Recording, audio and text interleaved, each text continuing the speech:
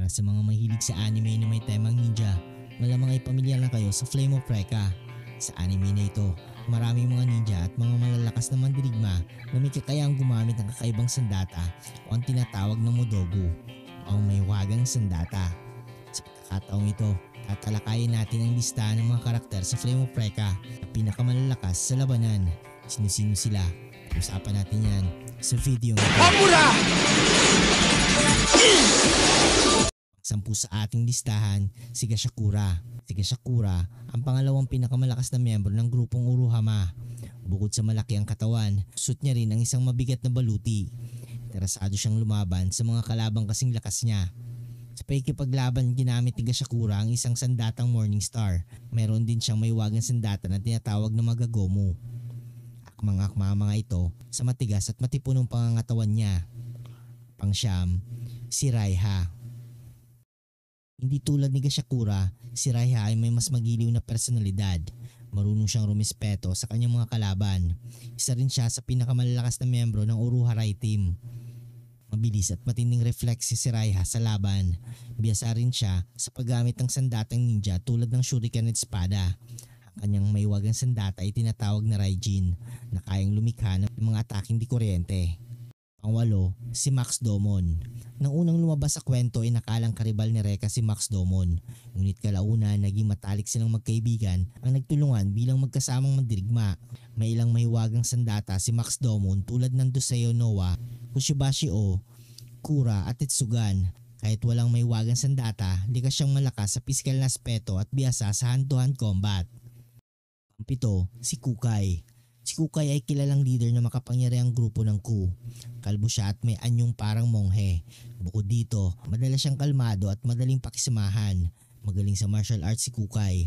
Ginagamit niya ang may wagang sandata na tinatawag na Oni. Hanggang sa maging sobrang lakas at matikas ang kanyang katawan. Pang-anim, si Aira Kurisawa. Pagamat may pagkaboy si Aira, mayroon pa rin siyang pambabaeng panig.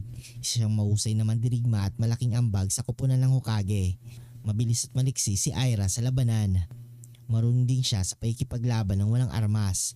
Ang mahiwagang sandata niya ay tinatawag na Fujin na nagbibigay sa kanya ng kakayahang manipulahin ng elemento ng hangin. Panglima, si Lorcan Koganei. Bago sumali kay Recca, naging alagad muna ni Kurei si Lorcan. Bata pa siya pero kahanga-hanga ang kanyang galing sa pakikipaglaban. Mahilig din siya magbiro habang lumalaban. May atletikong katawan at liksi si Lorcan. Ang may wagang sandata niya ay ang Kogananki na may 6 na anyong transformation. Gayunpaman, kailangan niya munang lutasin at palipasin upang tuluyang masakop ang sandatang ito. Ang pang-apat, si Dylan Mikagami. Si Dylan Mikagami ang pinakamatanda sa grupo ng Hokage. Ang layunin niya ay hanapin ang pumatay sa kanyang nakakatandang kapatid na babae. Matalino at papanuri si Dylan. Ginagamit niya ang may wagang sandata na Insui, espada na gawa sa pinatatag na molecule na tubig o likidong kahalin tulad nito. Pangatlo, si Magensha. Si Magensha ang nakakatandang kapatid ni Gashakura at pinuno ng Uruhama team. Isa siyang mahigpit na leader na walang pasensya sa kabiguan. Bukod dito, arogante rin siya sa kahit kanino. Dalawang may wagang sandata si Magensha, ang Ho Machine na parang isang bazooka at ang Jigenkai Gyoku na kayang ipadala ang kalaban sa ibang dimensyon na tinatawag na Majigen.